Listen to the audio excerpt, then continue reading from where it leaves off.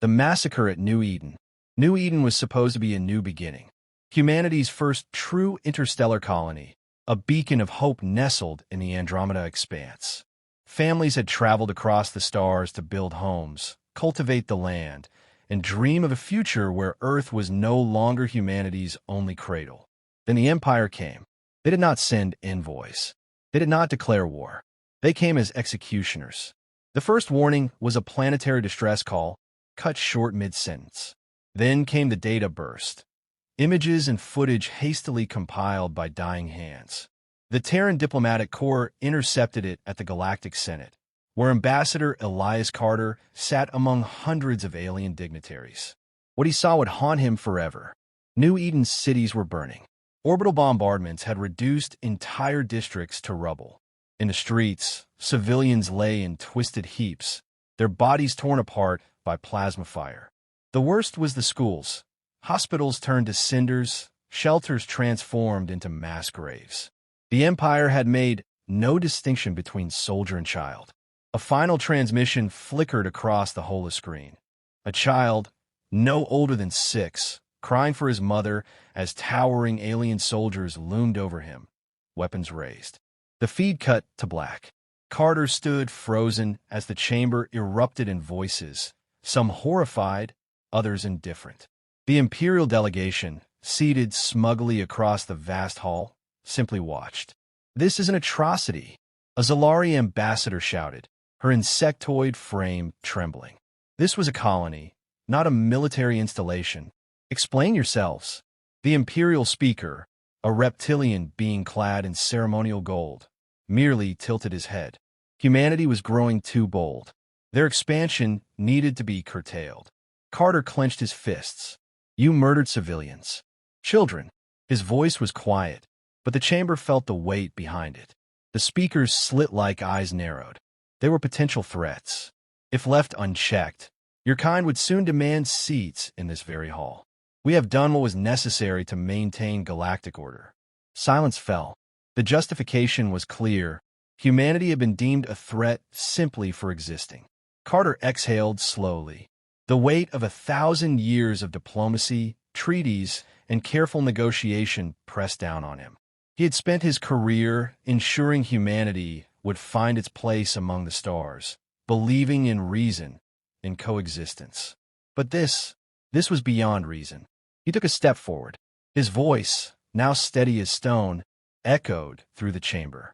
"You have mistaken our patience for weakness, our diplomacy for submission." His gaze swept across the gathered dignitaries. Some looked away, unwilling to interfere. Others leaned in, sensing the storm about to break. Carter turned back to the Imperials, his voice unwavering. "You have butchered our children." A pause. Then, with the cold finality of a death sentence, he declared, "Earth is at war." And for the first time in galactic history, the stars trembled at the wrath of mankind, the wrath of humanity. The moment Elias Carter declared war, Earth changed. Gone was the hopeful diplomacy, the careful negotiations. The illusion that the galaxy was a place of order and reason had been shattered in the fires of New Eden. Humanity had tried peace, and peace had cost them their children. Now, there would be only war. Within hours, the United Terran government convened in an emergency session. There was no debate, no hesitation. Every nation, every faction, every corporation pledged full support. Humanity had never been truly united before, but now vengeance bound them together stronger than any treaty ever could. The war machine roared to life. Factories that once built colony ships now churned out warships. Research centers, once dedicated to medicine and exploration, pivoted to weapons of war. Ethical constraints on military AI were lifted. Sleeper projects, secret technologies hidden for fear of provoking galactic powers, were activated. Project Ragnarok was among them. Deep within the black sites of Mars, scientists unveiled weapons designed for an existential war. Self-replicating nanite swarms that could strip an enemy fleet to its skeleton in minutes. AI-controlled dreadnoughts, each smarter than 1,000 tacticians, immune to fatigue, immune to fear. Infantry exosuits that turned a single soldier into a walking apocalypse. And then there were the sovereign-class battleships, city-sized leviathans that could reduce planets to molten glass. The Galactic Empire remained arrogant. Their officials dismissed the war declaration, believing humanity too small, too young, to challenge their dominion. When Earth's fleet launched, they assumed it was a token force, a desperate act of retaliation. Then the border worlds fell. The first strike was surgical. Cyber warfare AIs crippled Imperial communications. Their supply lines collapsed overnight. Then came the ships, appearing from slipspace like wraiths, tearing through orbital defenses with merciless efficiency. Imperial fleets were shattered in hours, their admirals caught unprepared for the sheer brutality of humanity's assault. Planets that had stood under Imperial rule for centuries burned as the Terran Armada advanced without pause. No mercy was given. No quarter was offered. The message was clear. This was not a war for territory. This was extermination. The galactic community watched in stunned silence. Other empires, once wary of humanity, now feared them. Some sent envoys, desperate to negotiate peace, but there was no one left to negotiate with. Carter had spoken, and Earth had listened. There was no turning back. One by one, the Empire's core worlds fell. Entire fleets vanished in coordinated ambushes, their admirals outmatched by human AI-controlled battleships. Orbital bombardments turned once thriving metropolises into fields of smoldering ash. The Empire had thought humanity was weak, that it could be culled like an unruly pest. Now, they understood the truth. Humanity was not a species that bowed. Humanity was a storm, and the Empire had broken the dam. And now, the flood would consume them all. The breaking of the Empire. The Galactic Empire had ruled for millennia. Its fleets spanned countless star systems, its throne unchallenged for generations. They had believed themselves eternal, unbreakable. Now they were running. Once mighty armadas crumbled before the relentless advance of the Terran war machine. Humanity had transformed war into an art of annihilation. Entire battle groups vanished in the void, torn apart by AI-driven dreadnoughts that calculated 1,000 moves ahead. Imperial generals, trained for conventional warfare, found themselves helpless against an enemy that did not follow their rules, an enemy that fought as if it had nothing left to lose. Because it didn't.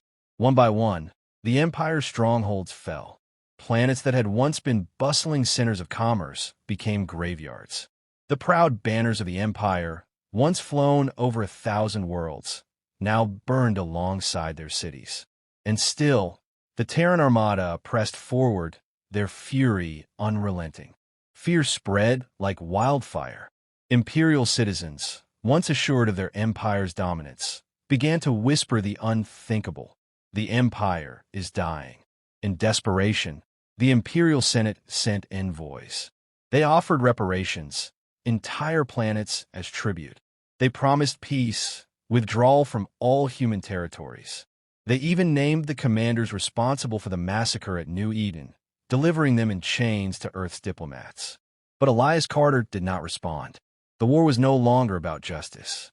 It was about ensuring that no one, in any corner of the galaxy, would ever dare to threaten humanity again. The Terran forces reached Velzar Prime, the heart of the Empire. A planet of grand spires and endless golden cities, its defenses had never been breached. The Imperial fleet, the last remnants of a once-invincible military, gathered in orbit, forming a final desperate blockade. It did not last a day. The first wave of Terran AI warships cut through their lines with ruthless efficiency. Cyber warfare divisions collapsed planetary shields, turning once impenetrable defenses into glass houses. Then the bombardment began. Precision strikes that toppled monuments, shattered palaces, and burned the banners of the once mighty empire. As the smoke rose over the ruins of their capital, the Imperial Senate surrendered. Their armies had been shattered, their fleets annihilated.